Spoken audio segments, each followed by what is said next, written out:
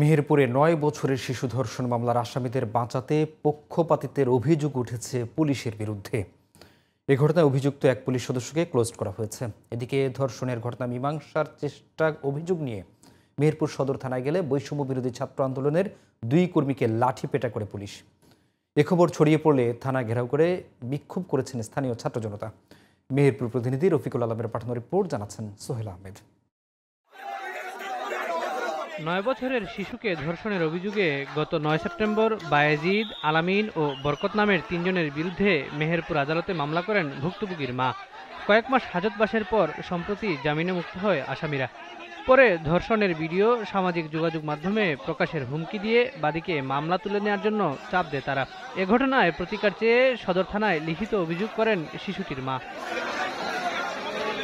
ধর্ষণের মামলাটি মীমাংসার জন্য বৃহস্পতিবার সন্ধ্যায় উভয় পক্ষকে নিয়ে থানায় বসেন সদর থানার এসআই সুজয় কুমার।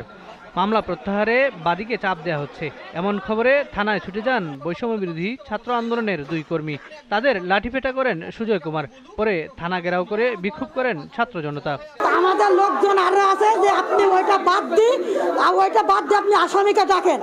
ও আসামিকে না ডেকে আমাদের ওই ছেলেটা মেরে দিছে। পুলিশে মারলো, পুলিশে লাঠিচার্জ করলো। আজকে বিকালে যখন আমরা ইফতারের আগে মুহূর্তে আমার এই আব্বা আমার কাছে বলে, বাবা তোমার এক বোনকে ধর্ষণ করেছে আজ থেকে 5 মাস আগে, আমি এর বিচার পাইনি। তখন আমরা দেখি আসামি পক্ষের লোকজন ওই গেট দিয়ে যাচ্ছে। তখন আমরা বলি যে আসামি এখান থেকে বের হয়ে যাচ্ছে, আমাদের থানার গুলো গেট আটকাতে হবে। আমরা তখন আটকাইছি। জামিনে থাকার পর ভিকটিমকে সে কিন্তু এখন বিভিন্ন ভাবে মারধর থেকে শুরু করে হুমকি দামকি ভিডিও নিয়ে এখনো পরিস্থিতি নিয়ন্ত্রণে রাতেই ঘটনাস্থলে যায় সেনাবাহিনী। আমি আপনাদেরকে এটুকু এনশিওর করতে পারি যে ঘটনাটি ঘটেছে এটার অবশ্যই সুষ্ঠু তদন্ত হবে। আসামিদের গ্রেপ্তার ও অভিযুক্ত পুলিশ সদস্যের বিরুদ্ধে বিভাগীয় ব্যবস্থা নেওয়ার কথা জানালেন জেলা পুলিশ সুপার।